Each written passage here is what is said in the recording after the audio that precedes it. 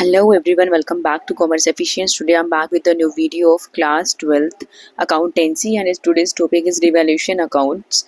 What is revaluation account? Revaluation account एक ऐसा account होता है जिसको प्रिपेयर किया जाता है रिकॉर्ड करने के लिए क्या increase and decrease in the value of assets and liabilities कि असेट एंड लायबिलिटीज की वैल्यू में जो भी जितना भी वो इंक्रीज होगा जितना वो डिक्रीज होगा eight the time of admission and retirement, जब भी कोई नया पार्टनर एडमिट होगा फॉर्म में या रिटायर होगा, ओके तो उधर असेट और लायबिलिटी की वैल्यू में क्या इंक्रीज और डिक्रीज हुआ है वो रिवैल्यूएशन अकाउंट के अंदर रिकॉर्ड किया जाता है।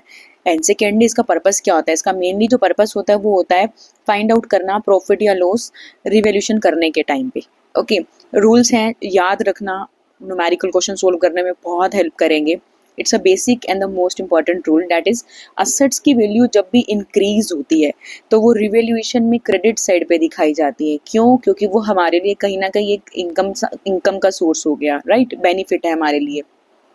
जब लायबिलिटीज इंक्रीज होती है तो वो डेबिट होंगी। क्यों? क्योंकि वो फर्म के लिए नुकसान है, फर्म पे कर्जा बढ़ रहा है, इसलिए वो डेबिट साइड पे आएंगी।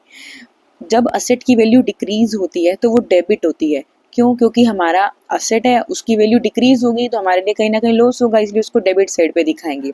जब लायबिलिटीज की वैल्यू डिक्रीज होती है तो वो क्रेडिट होती है। अब आप कहोगे कि लायबिलिटीज डिक्रीज हो रही है, ये क्रेडिट क्यों होगा?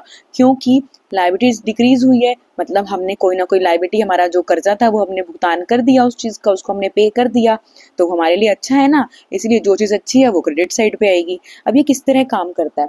असेट एंड लायबिलिटीज में की वैल्यूज में चेंजेस जो होते हैं उनको रिकॉर्ड किया जाता है रिवैल्यूएशन अकाउंट के अंदर, और उधर से क्या कैलकुलेट किया जाता है वो है प्रॉफिट और लॉस ऑन रिवैल्यूएशन की। रिवैल्यूएट जब हमने किया एसेट एंड लायबिलिटी को at the time of admission of a partner और रिटायरमेंट ऑफ अ पार्टनर, तो क्या प्रॉफिट एंड लॉस आया। The profit and loss on revaluation is transfer to old partners capital account. जो भी profit and loss होगा revaluation पे वो partners के ओल्ड पार्टनर्स के कैपिटल अकाउंट में भेजा जाता है। So it was all about today's topic. Stay connected for part 2। Thank you so much.